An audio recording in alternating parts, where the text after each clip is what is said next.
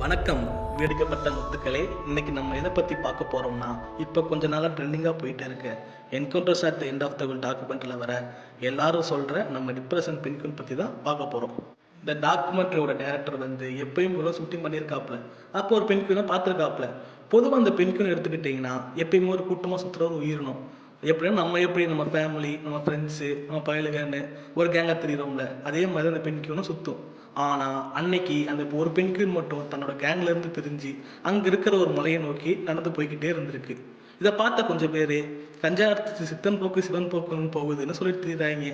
உண்மையாக அங்கே என்னதான் நடக்குது வாங்க, எனக்கு தோணுறத நான் ஷேர் பண்ணுறேன், நீங்களும் ஷேர் பண்ணிக்கோங்க. இப்போ உங்களுக்கு கேன்சர், நீங்கள் இன்னும் 1 மந்த்துக்குள்ளே சாக போகிறீங்கன்னு சொல்லிட்டாங்க. அப்போ நீங்கள் என்ன பண்ணுவீங்க? உங்கள் லைஃப்பில் பிடிச்ச எல்லாத்தையும் நீங்கள் சாகிறதுக்குள்ளே பண்ணணும்னு ஆசைப்படுவீங்க. ஆனால் நாங்கள் ரியாலிட்டி என்னன்னா, நம்ம எப்படி ஒரு நாள் சாக தான் போகிறோம்.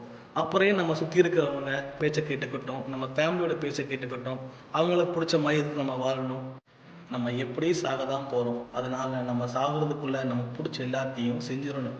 நம்ம இவங்க சொல்கிறதெல்லாம் கேட்ட ஒரு ஆட்டுக்குட்டை மாதிரி எல்லாத்தையும் கேட்டுக்கிட்ட வைக்காம நமக்கு என்ன பிடிச்சிருக்கோ நம்ம சுதந்திரமாக அதை செஞ்சு முடிச்சிடணும்.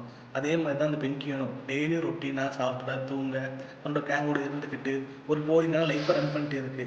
அதுக்கு ஒரு ஆசை, அந்த மவுண்டனில் எப்படி என்ன தான் இருக்குமோ அங்கே போய் நம்ம பார்க்க மாட்டோமான்னு சொல்லி ஒரு ஆசை.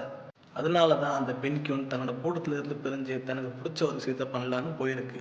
நம்மளும் அதே மாதிரி தான். இந்த சொசைட்டி என்ன சொல்லுதோ, நம்ம ஃபேமிலி என்ன சொல்கிறாங்களோ, நம்ம சுற்றி இருக்கவங்க என்ன சொல்கிறாங்களோ அதெல்லாம் கேட்டுட்டு பூம்பு மாடு மாதிரி தலையாட்டிட்டு வாழாமல் நமக்கு என்ன பிடிக்குமோ அப்படி ஒரு வாழ்க்கையை வாழ நீங்கள் முயற்சி பண்ணுங்கள்.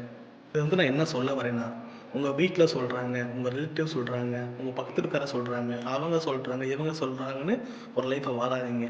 உங்களுக்கு பிடிச்ச லைஃப்பை வாழுங்க.